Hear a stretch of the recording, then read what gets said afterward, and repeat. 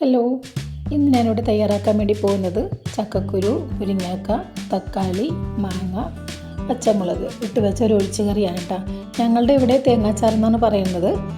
ഇത് ഒഴിച്ചുകറി എന്ന് മറ്റുള്ള സ്ഥലത്തും പറയാറുണ്ട് കേട്ടോ. അപ്പോൾ എല്ലാവർക്കും സണ്ണീസ് ഫ്ലേവർ ഹെവൻ്റെ മറ്റൊരു വീഡിയോയിലേക്ക് സ്വാഗതം. അപ്പോൾ ഇതെങ്ങനെയാണ് തയ്യാറാക്കേണ്ടതെന്ന് നോക്കാം. ഇതിനായിട്ട് സ്റ്റവിലേക്ക് ഒരു ചെറിയ ഉരുളി വെച്ചിട്ടുണ്ട്. ഇനി ഇതിലേക്ക് നമ്മൾ റെഡിയാക്കി വെച്ചിരിക്കുന്ന ചക്കക്കുരു ഇട്ട് കൊടുക്കുക കേട്ടോ. ചക്കക്കുരു ആദ്യം വേവിക്കണം, കാരണം ചക്കക്കുരുവിന് വേവ് കൂടുതലാണല്ലോ. ചക്കക്കുരു ഇടുമ്പോൾ കുറച്ച് ഉപ്പും ഇത്തിരി മഞ്ഞൾപ്പൊടിയും കൂടി ഇട്ട് കൊടുത്ത് ആദ്യം ഇത് വേവിച്ചെടുക്കാം. ഈ ചക്കക്കുരു വെന്തോന്ന് നോക്കാം കേട്ടോ. ചക്കക്കുരു ഇപ്പോൾ നന്നായിട്ട് വെന്തിട്ടുണ്ട്. ഇനി നമുക്ക് ഇതിലേക്ക് തയ്യാറാക്കി വെച്ചിരിക്കുന്ന മുരിങ്ങക്കായും തക്കാളിയും പച്ചമുളകും കൂടി ഇട്ട് കൊടുക്കാം. മാങ്ങ കുറച്ച് കഴിഞ്ഞിട്ട് ഇട്ട് കൊടുത്താൽ മതി കേട്ടോ.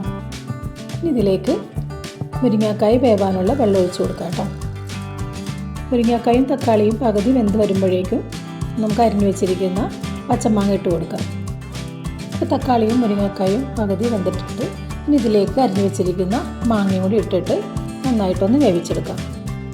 ആ സമയം കൊണ്ട് നമുക്ക് ഇതിന് വേണ്ടിയുള്ള അരപ്പ് തയ്യാറാക്കാം. ഇതിനാവശ്യമുള്ള തേങ്ങയാണ് കേട്ടോ വേണ്ടത്. തേങ്ങ മഞ്ഞപ്പൊടി ഇട്ടിട്ട് മിക്സിൻ്റെ ജാറിലിട്ട് അരച്ചെടുക്കാം കേട്ടോ. നമ്മുടെ തേങ്ങ അരപ്പ് നന്നായിട്ട് അരഞ്ഞ് വന്നിട്ടുണ്ട്. ഇനി ഇത് ഈ കൂട്ടിലേക്ക് ഒഴിച്ചു കൊടുക്കാം. തേങ്ങ അരപ്പ് ഒഴിക്കുമ്പോൾ ഫ്ലെയിം ഒന്ന് കുറച്ച് വെക്കണം കേട്ടോ. അരപ്പ് ഒഴിച്ചു കൊടുത്തതിന് ശേഷം എല്ലാം കൂടി നന്നായിട്ടൊന്ന് മിക്സ് ചെയ്യാം. എല്ലാ ഭാഗത്തും അരപ്പ് പിടിച്ചിട്ടുണ്ട് കേട്ടോ. ഈ കറി ഒന്ന് ചൂടായാൽ മതി, തിളക്കേണ്ട ആവശ്യമില്ല. നമുക്ക് ഫ്ലെയിം ഓഫ് ചെയ്തിട്ട് കറി ഒന്ന് താളിക്കാം കേട്ടോ. കടുക് പൊട്ടിയിട്ടുണ്ട്. ഇനി നമുക്കിത് കറിയിലേക്ക് താളിച്ചൊഴിച്ചു കൊടുക്കാം കേട്ടോ. അപ്പോൾ ഇത്രയേ ഉള്ളൂ. ഇനി അടുത്ത വീഡിയോയിൽ കാണുന്നത് വരെയും ടാറ്റാ.